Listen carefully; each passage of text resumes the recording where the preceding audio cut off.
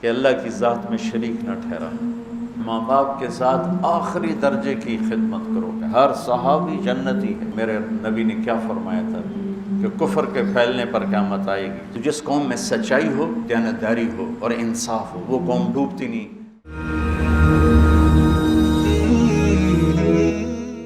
زندگی جو ہے نا احساسات کا نام ہے، اور احساسات پیسے سے، چیزوں سے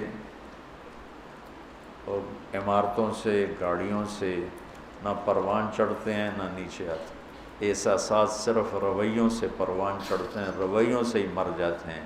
اچھا والدین اولاد فرما برداری سے چل رہی ہو تو والدین عرشوں پہ ہوتے ہیں، اور ان کے سونے چاندی کے بیڈ روم اور اولاد ان کو آنکھیں دکھائے گریبان پکڑے تو وہ تحت الثری میں پہنچے ہوتے۔ بیوی کو سونے میں تولا ہو اور اس سے باہر عورتوں سے تعلق ہو تو بیوی کہتی مر جاؤں تو اچھا ہے۔ کہ زندگی رویوں سے پروان چڑھتی ہے۔ یہاں زندگی بیان ہو رہی ہے۔ اعوذ باللہ من الشیطان الرجیم، بسم اللہ الرحمن الرحیم، قل تعالوا او اتلو ما حرم ربکم علیکم، میں تمہیں بتاؤں کہ تمہارے رب نے تم پہ کیا حرام کیا ہے۔ اللہ تشرکوا بہ شیئا، کہ اللہ کی ذات میں شریک نہ ٹھہرانا، اللہ کی ذات میں شریک نہ ٹھہرانا۔ کل بھی میں نے عرض کیا تھا ایک دم کسی پہ مشرک کے فتوے لگانا یہ اچھا نہیں لگتا۔ تو پہلا ہے لا الہ الا اللہ، لا کی تلوار سے پوری مخلوق کو اڑا دو اور صرف اللہ کے آگے سر جھکا دو۔ تو بندگی کی ایک آیت ہے اللہ تشرکوا بہ شیئا، صرف ایک آیت، جو لا کہا وہ لا ہوا، لو لا بھی اس میں لا ہوا، جز لا ہوا، کل لا ہوا، پھر کیا ہوا، اللہ ہوا۔ دوسرا کیا ہے؟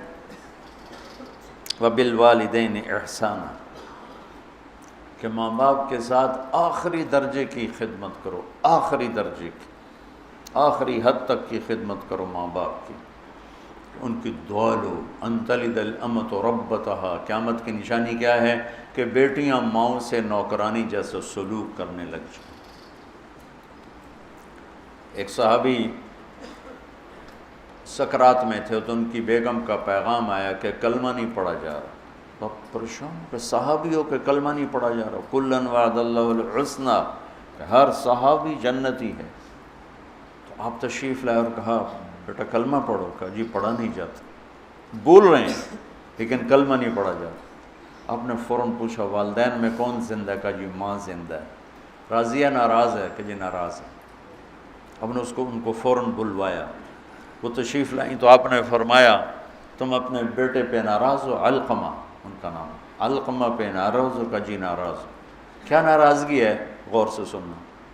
یا رسول اللہ بہت نیک بچہ ہے، دین کی کوئی ناراضگی نہیں، راتوں کو اٹھتا ہے، نماز پڑھتا ہے، قرآن پڑھتا ہے، دن میں روزہ رکھتا ہے، لیکن جب مجھ سے بات کرتا ہے تو بدتمیز ہو کے کرتا ہے، بس اس سے میرا دل ٹوٹ گیا۔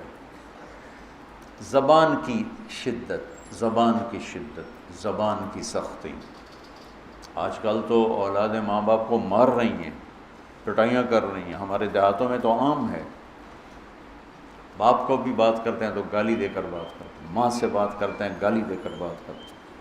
اور میرے نبی نے کیا فرمایا تھا کہ کفر کے پھیلنے پر قیامت آئے گی، جب دنیا میں کوئی انسان مسلمان نہیں ہوگا قیامت آئے گی، لیکن میرے نبی نے فرمایا جب ماؤں کو ذلیل کیا جائے گا قیامت آ جائے گی۔ کہا یا رسول اللہ مجھے اس کے دین کا گلہ نہیں، مجھے اس کے اخلاق کا گلہ ہے، مجھ سے بات کرتا ہے تو بدتمیز ہو کے کرتا، تو میرا دل ٹوٹ گیا۔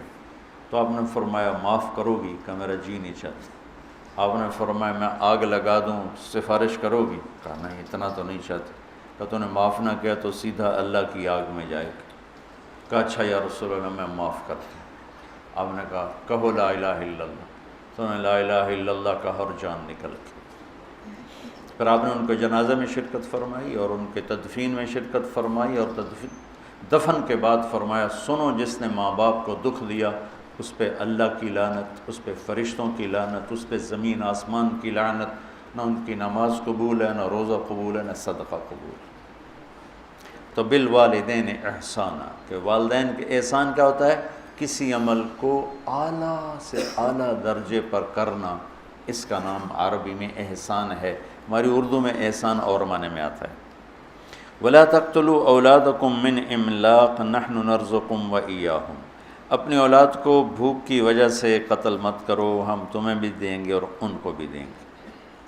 سورہ بنی اسرائیل میں یہی آیت ہے، لا تقتلوا اولادکم خشیۃ املاق نحن نرزقهم وإیاکم، یہاں ہے لا تقتلوا اولادکم من املاق نحن نرزقکم وإیاہم۔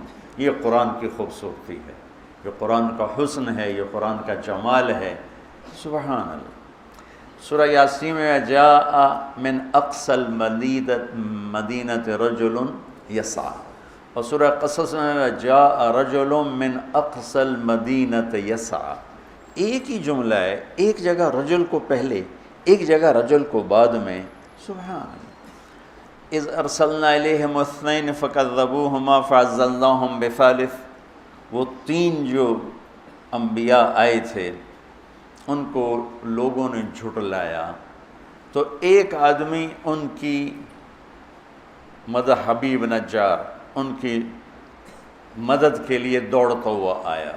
یہ نہ کوئی یہاں موت کا مسئلہ ہے، نہ زندگی کا مسئلہ ہے، تائید اور تردید کا مسئلہ ہے۔ قوم رد کر چکی ہے، وہ چاہتا ہے کہ ان کی تائید ہو، تو یہاں رجل آخر میں ہے۔ موسیٰ علیہ السلام ایک آدمی کو قتل کر چکے ہیں، اور ایک آدمی، وہ خبر پہنچ چکی ہے، وہاں فیصلہ ہو چکا ہے اسے قتل کیا جائے، تو ایک آدمی وہاں سے دوڑ لگاتا ہوا آتا ہے، آ کے یہ بتانے کے لیے، موسیٰ ان الملأ یأتمرون بک، تیرے تو وہاں قتل کے مشورے ہو رہے ہیں، بھاگ جا۔ تو یہاں آنے والے کی جو اہمیت ہے وہ بہت زیادہ ہے، کوئی ایک زندگی موت کا بن رہا ہے مسئلہ، تو یہاں رجل کو پہلے ذکر کیا۔ وہاں تائید اور تردید کا مسئلہ ہے، وہاں رجل کو بعد میں ذکر کیا۔ یہ قرآن کی خوبصورتی ہے کہ لفظ کو آگے اور پیچھے کرنے سے اس میں حسن پیدا کر دیتا ہے، معانی بدل دیتا ہے، سبحان اللہ۔ تو یہاں ہے من املاق، تو آگے ہم تمہیں بھی دیں گے انہیں بھی دیں گے۔ یہاں صورتحال یہ ہے کہ والدین فقیر ہیں پہلے سے، وہ کہہ رہے ہیں کہ بچہ پیدا ہوگا تو وہ کھائے گا کہاں سے، تو اللہ تعالیٰ ان کو کہہ رہے ہیں تم اپنے فقر کا ڈر نہ کرو، تمہیں بھی دوں گا اور اس آنے والے کو بھی دوں گا۔ وہاں سورہ بنی اسرائیل میں والدین فقیر نہیں، کھاتے پیتے ہیں، لیکن ان کو ڈر ہے کہ بچہ آئے گا تو روٹی کا بوجھ بڑھے گا، پھر روٹی کہاں سے آئے گی، پھر پوری کہاں سے ہوگی، تو اللہ تعالیٰ نے وہاں کر دیا خشیۃ املاق، کہ تم کھا پی رہا ہے پر ڈر لگا ہوا ہے، تو اللہ نے وہاں بچوں کو پہلے کر دیا کہ آنے والے کو بھی دوں گا، تمہیں بھی دوں گا۔ یہ قرآن کی خوبصورتی ہے۔ تو اللہ تعالیٰ فرما رہا ہے کہ آج کل کی منصوبہ بندی، اس سے کل بھی میں نے بتایا تھا، پھر دوہرا رہا ہوں، کم بچے خوشحال کرانا ہے نہیں، نیک بچے خوشحال کرانا، چھوٹا خاندان زندگی آسان نہیں، نیک خاندان زندگی آسان۔ ہماری ایک چاچی تھیں، وہ ہماری فیملی کی اس نسل میں تھیں جہاں عورتیں بانجھ ہوتی ہیں، یا اولاد ہوتی نہیں، یا زیادہ زیادہ دو، زیادہ، تو اس کے قدرتی دو ہوئے، ایک بیٹا ایک بیٹی، بیٹی کی بھی شادی ہو گئی، بیٹے کی بھی شادی ہو گئی، چاچی پہ چھکر لی، آنکھیں شالہ کسے دے دو نومن، شالہ کسے دے دو نومن، کیا وہ دیواروں سے بات کرے یا نوکرانیوں سے بات کرے، کس سے بات کرے، کوئی بات کرنے میں 8-7 منٹ، کوئی اگو، کوئی پچھوں، کوئی کھبے، کوئی سچ، کوئی روندا پہ ہے، کوئی ہنسدا پہ ہے، کوئی لڑدا پہ ہے، تو ماں باپ بھی مشغول ہوتے ہیں، اور دو بچے دو ہی اچھے، ارے بھائی بچے نیک اچھے 2 ہوں 10 ہوں، نیک ہیں تو شکر ہے اللہ کا، اور بدکار ہوں، ایک ہی ہو بدکار ہو تو کیا کرو گے، ساری زندگی روتے رہو، پیٹتے رہو۔ تو آج کے ماحول میں یہ اس کی یہ صورت بنی ہوئی ہے۔ رزق کا تعلق آبادی سے نہیں ہے، جو گھٹ بڑھ رہا ہے آبادی کی وجہ سے نہیں، سود، جھوٹ، ذخیرہ اندوزی، سٹے بازی، ہیرا پھیری، 2 نمبری، اس سے لوگوں میں فقر ہے، آبادی کی وجہ سے فقر نہیں ہے، یہ ظالم انسانوں کی وجہ سے طاری کردہ فقر ہے۔ اگر دیانتدار ہوں، بازاروں میں دیانت ہو، سچائی ہو، سٹا نہ ہو، جوا نہ ہو، سٹاک نہ ہو، تو سب کے چولہے جلیں گے۔ مدت سے لگ رہی تھی لب بام ٹکٹکی، تھک تھک کے گر گئی نگہ انتظار آج۔ وہ اکھیاں تھک کے واپس آ جائیں گی، نہ سچا ملے گا، نہ دیانتدار ملے گا، نہ منصف ملے گا، ظلم و ستم سے بھرا ہوا۔ اسلام کے باوجود جو ذلت ہے تو اس کی 3 وجہ ہیں۔ ہم جھوٹ بولتے ہیں، ہم ظلم کرتے ہیں، ہم دھوکہ دیتے ہیں۔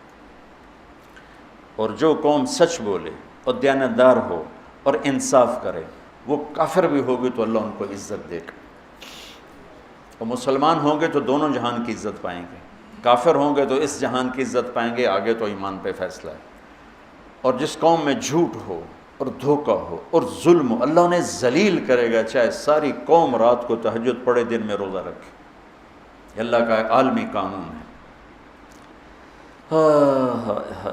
وَلَا تَقْتُلُوا النَّفْسَ الَّتِي حَرَّمَ اللَّهُ إِلَّا بِالْحَقِّ، اور کسی کو قتل مت کرو، کسی کو قتل مت کرو، کہ قتل کرنے والے پر فَجَزَاؤُهُ جَهَنَّمْ خَالِدًا فِيهَا 2، غضب اللہ علیہ 3، وَلَعَنَهُ اللَّهُ 4، وَأَعَدَّ لَهُ عَذَابًا عَظِيمًا 5 عذاب اللہ نے قاتل کے لیے سنائے ہیں، غضب اور لعنت اور جہنم اور ہمیشہ کی جہنم اور عذاب عظیم۔ اور جب انصاف کمزور ہوتا ہے تو پھر ظلم و ستم شروع ہو جاتا ہے۔ ہماری عدالتیں انصاف ہی نہیں دیتی، ہمارے جج بکے ہوئے، ہمارے وکیل بکے ہوئے، اور ان سے پہلے ہمارے عوام ظلم و ستم کی انتہا کیے ہوئے ہیں کہ بے گناہوں کے نام بھی پرچے میں لکھوا دیتے ہیں، اور وہ بھی قتل کے۔ مولوی عباد اللہ صاحب جیلوں میں جاتے ہیں، میں بھی ان کے ساتھ گیا ہوں لیکن زیادہ نہیں، کتنے بے گناہ لوگ وہاں سزائیں بھگت رہے۔ یہ تو کل ہو گئی تھی، میں نے اس کو دوبارہ دہرا دیا چونکہ یہ زندگی سے متعلق ہے اور بہت اہم مضمون تھا، اس لیے میں نے اس کو دوبارہ دہرایا۔ پھر اللہ کہتا ہے ذَلِكُمْ وَصَّاكُمْ بِهِ لَعَلَّكُمْ تَعْقِلُونَ، یہ تمہارا رب تمہیں وصیت کر رہا ہے تاکہ تم عقل والے بنو۔ میں نے کہا تھا اردن واسعہ، سرسبز زمین، گل و گلزار سے بھری ہوئی زمین کو اردن واسعہ کہتے ہیں۔ وہ کلام جو دل کی زمین کو گل و گلزار بنا دے اسے وصیت کہتے ہیں۔ تو اللہ کہہ رہا ہے یہ میں تمہیں بار بار وصیت کروں گا۔ وصا، اوصا ایک دفعہ، وصا بار بار۔ یہ وہ مضمون ہے جو بار بار بیان ہونا چاہیے، اور میری یہ ایک فریاد ہے کہ ہمارے خطیبوں نے ان مضامین کو بیان کرنا چھوڑ کر انتہائی غیر ضروری چیزوں کو ممبر پر آ کے بٹھا دیا۔ پھر اس کے بعد اللہ تعالیٰ دوسری وصیت فرماتا ہے وَلَا تَقْرَبُوا مَالَ الْيَتِيمِ إِلَّا بِالَّتِي هِيَ أَحْسَنُ حَتَّى يَبْلُغَ أَشُدَّهُ، یتیم کے مال کے قریب نہ جانا سوائے خوبصورت طریقے کے، یہاں تک کہ وہ بالغ ہو جائے۔ یہاں یتیم کے مال کے قریب یہ اس معاشرت کا حکم ہے۔ اس زمانے میں جہاد ہو رہا تھا، شہادتیں ہوتی تھیں، جوان بچیاں بیوہ ہو جاتی تھیں، چھوٹے بچے یتیم ہو جاتے تھے، اور معاشرت اسلامی تھی، ان کی فوری شادی ہو جاتی تھی۔ تو شہید ہونے والا یا ویسی جوانی میں مر جانے والا، اس کی کوئی جائیداد ہوتی تھی، یہ شادی کرنے والا ان یتیم بچوں کا بھی کفیل بنتا تھا، اور اس کے باپ کی طرف سے جن کو جائیداد ملتی اس کا بھی کفیل بنتا تھا۔ تو عربوں میں یہ پہلے سے دستور تھا، تو وہ جو شادی کرتا تھا وہ بعض اوقات اس مال پہ قابض ہو جاتا تھا، جب اسلام نہیں تھا اس مال پہ قابض ہو جاتا تھا۔ تو اللہ تعالیٰ نے اسلام آیا تو اللہ نے خوبصورت کر کے اسے زندگی کا راستہ بتایا کہ اگر تجھے ضرورت ہے، یتیموں کی کفالت کے لیے پیسہ چاہیے، تجھے اپنی ضرورت کے لیے پیسہ چاہیے، تو ضرورت کے بقدر استعمال کر، باقی یتیم کا مال ہے، یتیم کے مال کو تو ہدیہ بھی نہیں دیا جا سکتا۔ جب میرے نبی مدینہ پہنچے تو آپ کو جگہ پسند آئی مسجد کے لیے، تو پتہ چلا وہ 2 یتیم بچوں کی تھی، اور اسعد بن زرارہ رضی اللہ تعالیٰ عنہ ان کے کفیل تھے۔ تو آپ نے ان کو بلا کر فرمایا کہ یہ زمین ہمیں چاہیے مسجد کے لیے۔ ان کا یا رسول اللہ ہم گفٹ کرتے ہیں مسجد کے لیے۔ کہا نہیں، یہ یتیم کا مال ہے، یہ گفٹ نہیں ہو سکتا۔ وہ بڑے ہوتے بالغ ہوتے پھر ٹھیک تھا، وہ بچے ہیں اور تم وکیل ہو، تم نہیں گفٹ کر سکتے۔ کہا اچھا یا رسول اللہ آپ قیمت لگوائیں، جتنی قیمت لگے گی اس سے کم پہ آپ کو دے دیں گے۔ آپ نے کہا ٹھیک ہے۔ تو اس کی قیمت لگوائی گئی 7 دینار، جو میرے نبی نے مسجد بنائی اس کی زمین کی قیمت لگی 7 دینار۔ تو اسد بن زرارہ نے عرض کیا تھا کہ ہم قیمت گھٹا دیں گے، تو آپ نے اس کو بلا کر فرمایا یہ بچوں کی زمین کی قیمت لگی ہے 7 دینار اور میں دے رہا ہوں 10 دینار۔ اوہ ہو، آج کل ایک اور بڑی بے حسی، مجھے اس پر یہ یاد آ گیا، کوئی بھائی پھنس جائے نا، نقصان ہو جاتا ہے، فراڈ ہو جاتا ہے، پھر وہ اپنا گھر بیچنے پہ آتا ہے یا پلاٹ بیچنے پہ آتا ہے یا دکان بیچنے پہ آتا ہے تو روپے کی چیز 4 آنے کی قیمت لگاتا ہے۔ اور مجھے ایک پراپرٹی ڈیلر کہنے لگا کہ جی مجھے فلاں بڑے تاجر کا فون آیا کہ کوئی مرغہ پھنسا نہیں۔ میں نے کہا کیا مطلب مرغہ پھنسا نہیں؟ کہا کہ کوئی ایسا آدمی جو مجبور ہو گیا ہو جائیداد بیچنے پر اور اس کو نقصان ہو چکا ہو، تو کوئی ایسا تو بتاؤ تاکہ ہم تھوڑے پیسوں پہ خرید لیں۔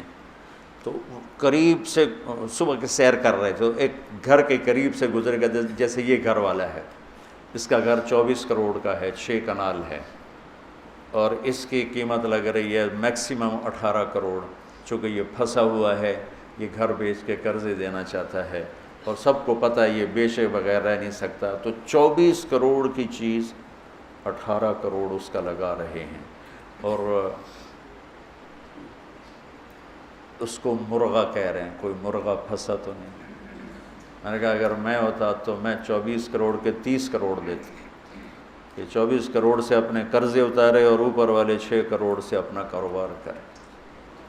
مسلمان سخی ہوتا ہے، ظلم و ستم کی انتہا ہے کہ ایسے بے رحم ہیں، پیسے کے معاملے میں ایسے بے رحم ہیں، اور اچھے اچھے داڑھیوں والے نمازی پرہیزگار محراب ماتھے پر، لیکن پیسے کا نام آتے ہی وہ ایسے سنگ دل ہو جاتے ہیں جیسے ان کے سینے میں دل نہیں، پتھر کا کوئی ٹکڑا، کوئی دھڑکنے والا دل نہیں ہے بلکہ ایک کھٹکنے والا پتھر کا ٹکڑا رکھا ہوا۔ تو میرا اللہ مال کے خرچ کو یہاں ہمیں سکھا رہا ہے کہ مال کا خرچ احتیاط سے کرو، دیانتداری سے کرو۔ وَأَوْفُوا الْكَيْلَ وَالْمِيزَانَ بِالْقِسْطِ، اور ناپ تول میں کمی نہ کرو۔ قوم شعیب تباہ و برباد ہو گئی ناپ تول میں کمی کی وجہ سے۔ وَيْلٌ لِّلْمُطَفِّفِينَ الَّذِينَ إِذَا اكْتَالُوا عَلَى النَّاسِ يَسْتَوْفُونَ وَإِذَا كَالُوهُمْ أَوْ وَزَنُوهُمْ يُخْسِرُونَ أَلَا يَظُنُّ أُولَٰئِكَ أَنَّهُمْ مَبْعُوثُونَ لِيَوْمٍ عَظِيمٍ يَوْمَ يَقُومُ النَّاسُ لِرَبِّ الْعَالَمِينَ كَلَّا إِنَّ كِتَابَ الْفُجَّارِ لَفِي سِجِّينٍ۔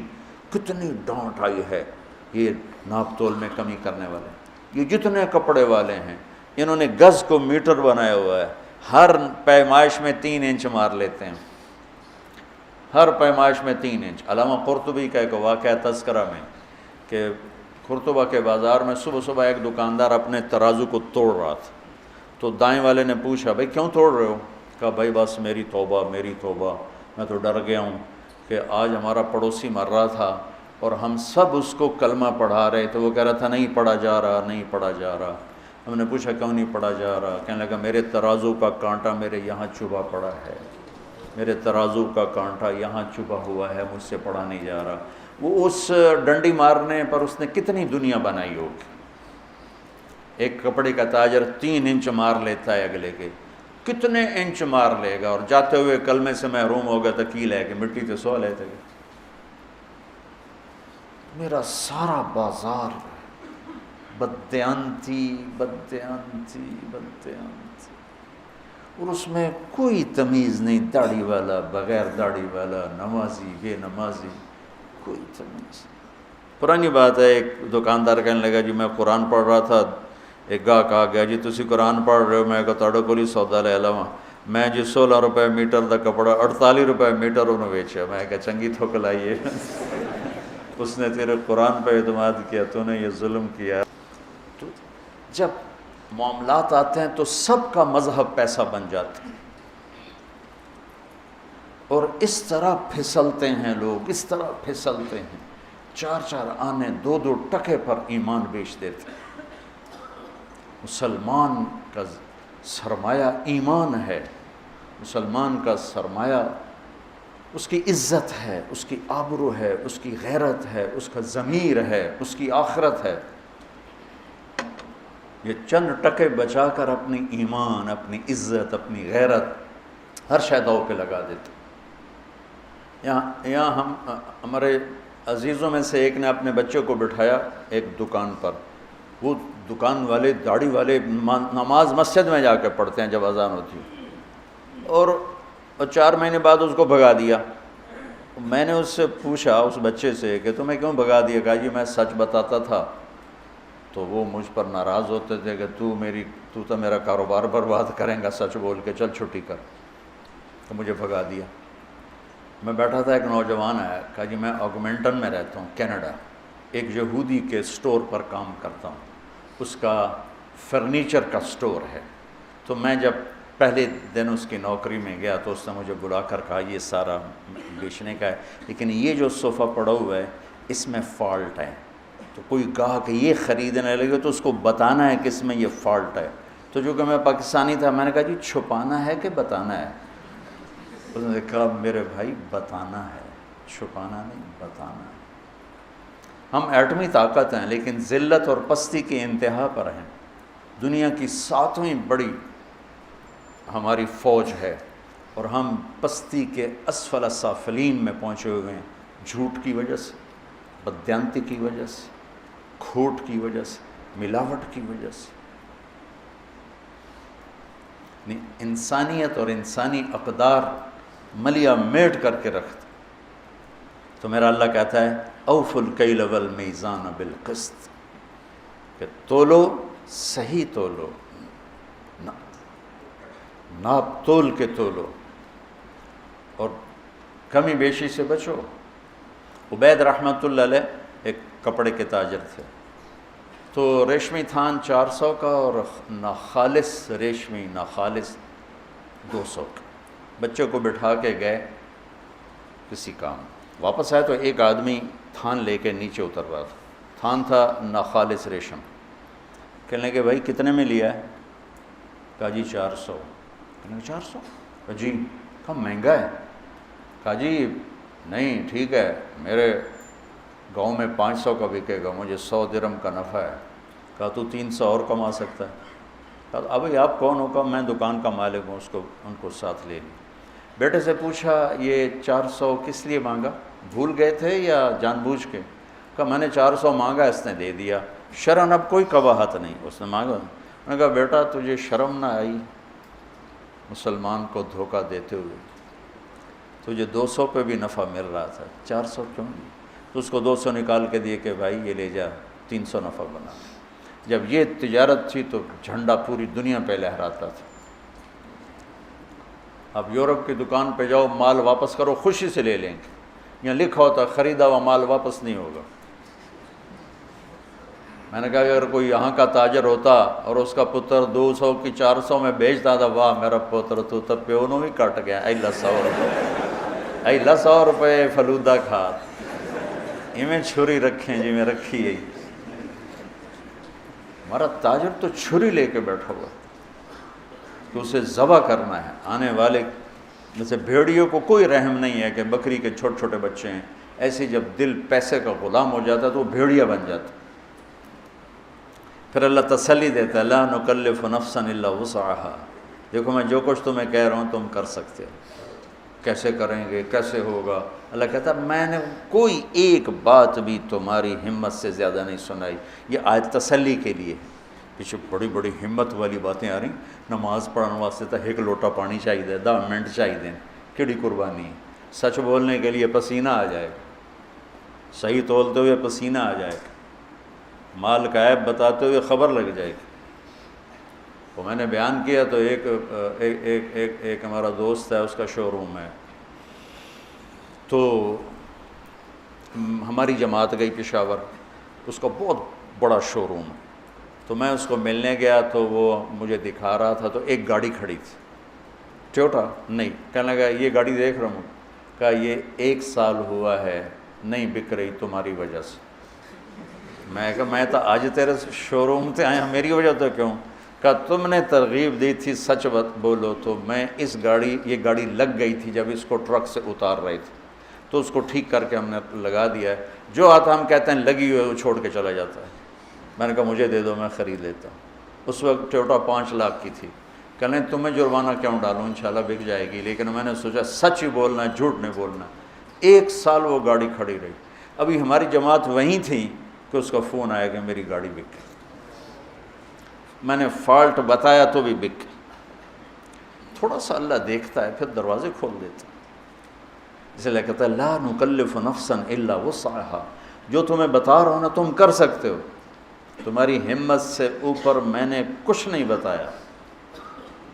وَإِذَا قُلْتُمْ فَاعْدِلُوا وَلَوْ كَانَ ذَا قُرْبَىٰ وَبِعَهْدِ اللَّهِ أَوْفُوا ذَلِكُمْ وَصَّاكُمْ بِهِ لَعَلَّكُمْ تَذَكَّرُونَ، اور جب بولو تو انصاف کا بولو، فَاعْدِلُوا، چاہے یہ گواہی تیرے رشتہ دار کے خلاف ہی جاتی ہو، لیکن بولو تو سچ بولو۔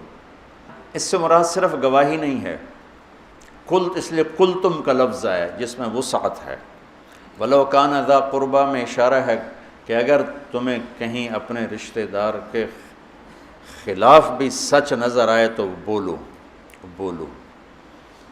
گواہی کا لفظ نہیں ہے، قلتم کے اندر گواہی بھی ہے، اور قلتم کے اندر عموم ہے، جب بول انصاف کا بول، یعنی ایسا بول نہ بول جو کسی کی عزت کو اڑا دے، کسی کی پگڑی کو اچھال دے، کسی کی عزت نفس کو ذبح کر کے رکھ دے، کسی کی بیٹی کی عزت اچھل جائے، کسی کے بچے کی عزت اچھل جائے، ایسا بول نہ بول۔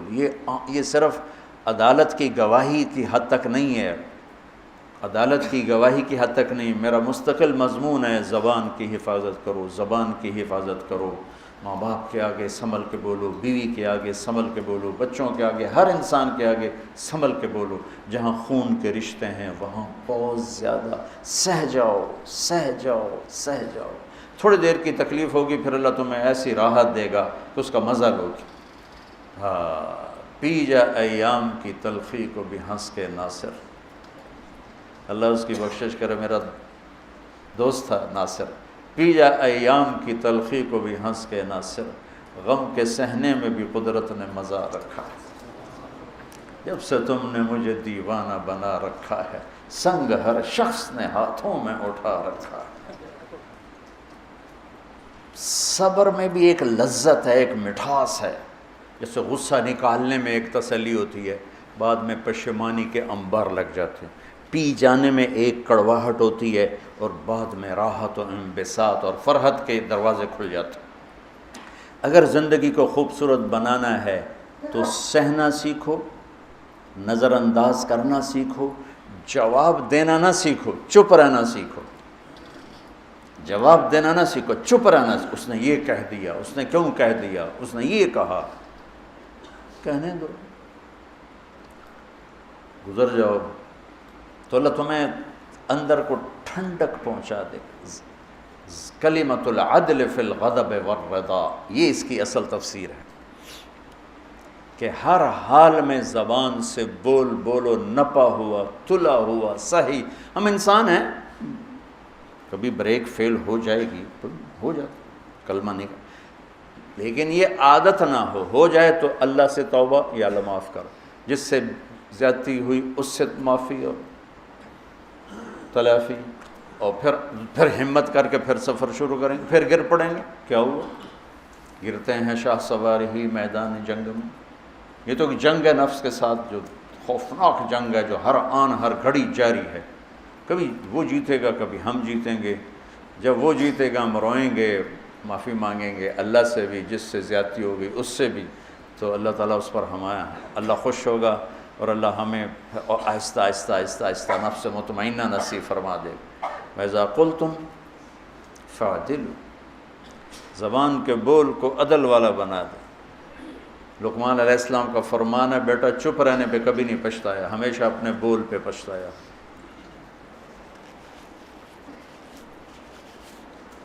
ابو دجانہ رضی اللہ تعالیٰ عنہ فرماتے ہیں، جو بدری صحابی، احد کے صحابی، حدیبیہ کے صحابی، سارے سفروں میں اللہ کے نبی کے ساتھ رہے. ایسے چند لوگ ہیں، 1.25 لاکھ صحابہ میں چند لوگ ہیں جو ہر سفر میں ساتھ رہے. اور یہ یمامہ کی جنگ میں شہید ہوئے. اور یہ فرماتے ہیں کہ لوگوں، میرے پاس بخشش کا سب سے بڑا عمل یہ ہے کہ میں نے آج تک اپنی زبان سے کسی کو دکھ نہیں پہنچایا، اور میرے دل میں کسی کی نفرت نہیں ہے. سبحان اللہ. سوچو تو صحیح، ایک آدمی جنگ بدر میں شریک ہوتا ہے اور اللہ تعالیٰ ان کو کہتا ہے جاؤ جو مرضی کرو میں نے معاف کر دیا. تو وہ کہتے ہیں میں جنگ بدر میں شریک ہوں، میری بخشش کا سب سے بڑا عمل. وہ حدیبیہ میں شریک ہوا، لقد رضی اللہ عن المؤمنین. وہ کہتے ہیں میرا حدیبیہ کا عمل میری بخشش کا ہے کہ اللہ نے کہا میں راضی ہو گیا. وہ اور احد کی جنگ میں آپ نے تلوار اٹھائی ہے، کون لے گا تلوار؟ تو کئی لوگ کھڑے ہو گئے. آپ نے کہا اس کا حق کون ادا کرے گا؟ پھر سارے بیٹھ گئے. 3 آدمی کھڑے رہے، عمر، زبیر، ابو دجانہ رضی اللہ تعالیٰ عنہ. تو آپ نے وہ تلوار ابو دجانہ کو دی. تو زبیر رضی اللہ تعالیٰ عنہ کو خیال آیا کہ میں اس سے بڑا شاہ سوار ہوں، اور تھے بھی، اس میں کوئی شک نہیں، کوئی شک نہیں. 1000 پہ بھاری تھی. مجھے تلوار نہیں دی، اس کو کیوں دی ہے؟ کہ اللہ ارین ما یصنع، میں دیکھوں گا یہ کیا کرتا ہے. تو ابو دجانہ نے تلوار پکڑی اور سرخ پٹی باندھی. انا الذی عاہدنی خلیلی ونحن بالصفح لدى النخیل الا اقوم الدہر فی الکیول واضرب بسیف اللہ ورسولی. آج میں دکھاؤں گا اللہ کے رسول کی تلوار کا حق کیسے ادا کیا جاتا ہے. سارے اشعار کا خلاصہ. اور ایک طرف سے جو حملہ کیا، قریش کی صفوں کو چیرتے ہوئے پار نکل گئے. اور زبیر بھی پیچھے پیچھے. آگے عورتیں کھڑی تھیں، ہندا گانا گا رہی تھی، نحن بنات طارقی نمشی علی النمارق مشی القتل بوارق المسک فی المفارق والدر فی المخالق ان تقبلوا نعانقی او تدبروا نفارقی فراق غیر وامقی. یہ قریش کو ابھارنے کے لیے. جب ابو دجانہ بڑھے تو ساری عورتیں بھاگیں، اور ہندا پہ ایسا روب طاری ہوئی وہ بھاگ نہیں سکی. تو انہیں ایسے تلوار اٹھائی، اس کی چیخ نکلی، اور یوں اس کے سر پہ تلوار رکھ کے یوں واپس ہٹائی. پیچھے زبیر تھے، کہنے لگے یہ کیا کیا ہے؟ کہا میرے نبی کی تلوار ہے، عورت کے خون سے گندا کروں؟ نہیں. پھر واپس ہٹے، پھر حملہ کیا، اور پھر صفوں کو چیر دیا. آگے ایک ہاتھی جیسا نوجوان تھا ڈیل ڈول میں. زبیر کہنے لگے میرے جی میں آیا، اس سے ٹکر لے تو پھر میں دیکھوں کتنے پانی میں. قدرتی آمنے سامنے ہو کے،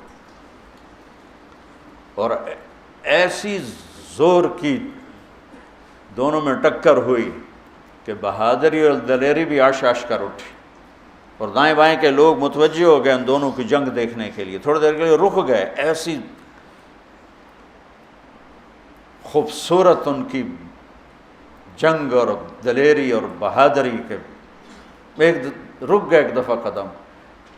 اس نے وار کیا، ابو دجانہ کی ڈھال ٹوٹ گئی اور اس کے کندھے کو زخمی کر دیا.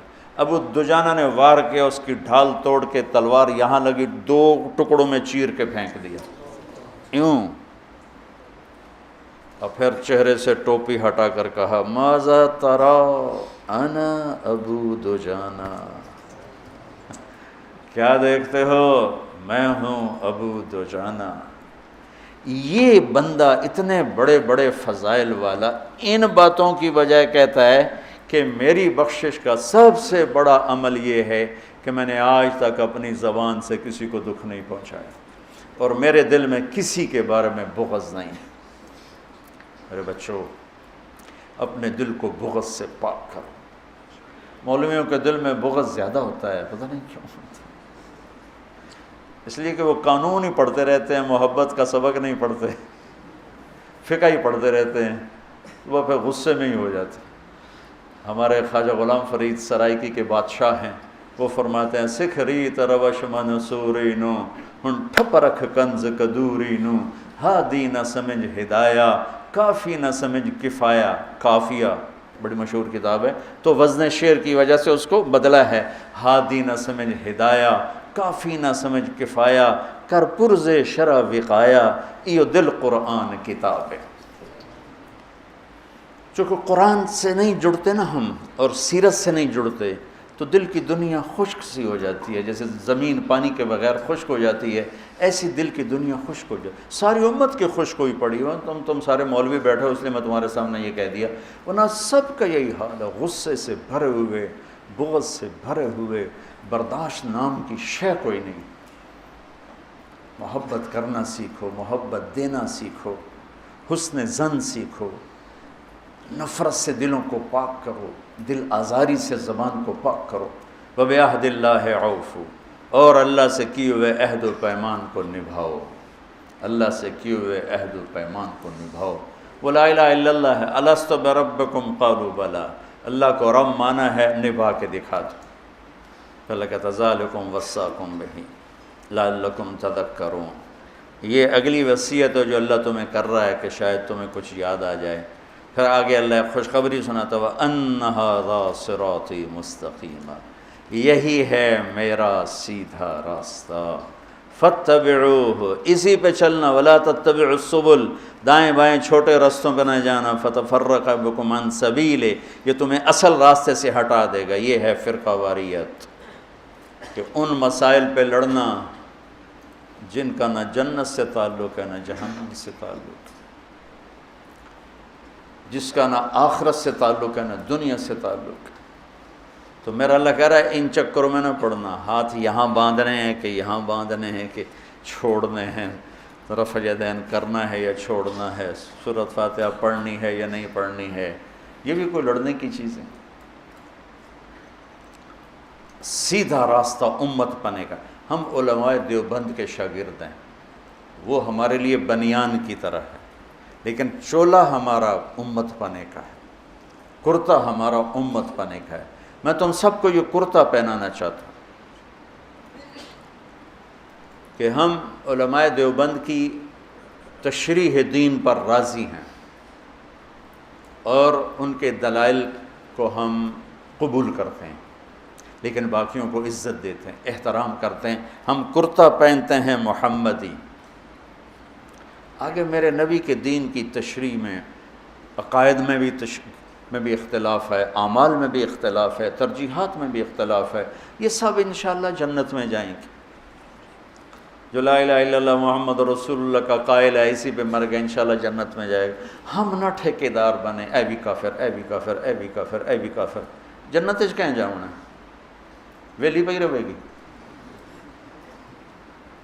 تو اللہ کہتا ہے یہ ہے میرا سیدھا راستہ، اور اس میں آپ دیکھو کہ سب اخلاقیات، سب، بس ایک لا تشرکوا بہ شیئا میں اشارہ کیا عقیدے اور عبادت کی طرف، وَبِعَهْدِ اللَّهِ أَوْفُوا، دو، باقی سب اخلاق اخلاق اخلاق، اور پھر آخر میں کہ یہ ہے اصل دین، اصل دین ہیں یہ چیزیں، ان اقیموا الدین ولا تفرقوا فیہ، دین ایک ہی ہے، جو اصول ہیں، جو فرائض ہیں، جو اخلاقیات ہیں، تمام اہل مکتب، اہل فکر، اہل مسلک، اہل مذہب، کون کہے گا جھوٹ بولو، کون کہے گا بدکاری کرو، فحاشی کرو، کون کہے گا ماں باپ کی بدتمیزی کرو، کون کہے گا ناپ تول میں کمی کرو، کون کہے گا دھوکہ دو، فراڈ کرو، ملاوٹ کرو، کھوٹ کرو، کون کہے گا نفرت کی آگ جلاؤ؟ یہ ہیں وہ صراط مستقیم والی صفات جس پر چل کر ہم سیدھے آنکھیں بند کر کے چلیں، دوڑتے چلے جائیں۔ باقی سب چھوٹی چھوٹی سڑکیں ہیں، گم ہو جائیں گے، یہ موٹر وے ہے، گاڑی ڈالو اور چلو، سزوکی بھی پار۔ یہ بہت بڑی وصیت ہے، اس کو وصایا ثلاث کہتے ہیں۔ سورہ انعام کیا پورے قرآن کے خوبصورت دروس اور اسباق کا خلاصہ ہیں یہ چند صفات۔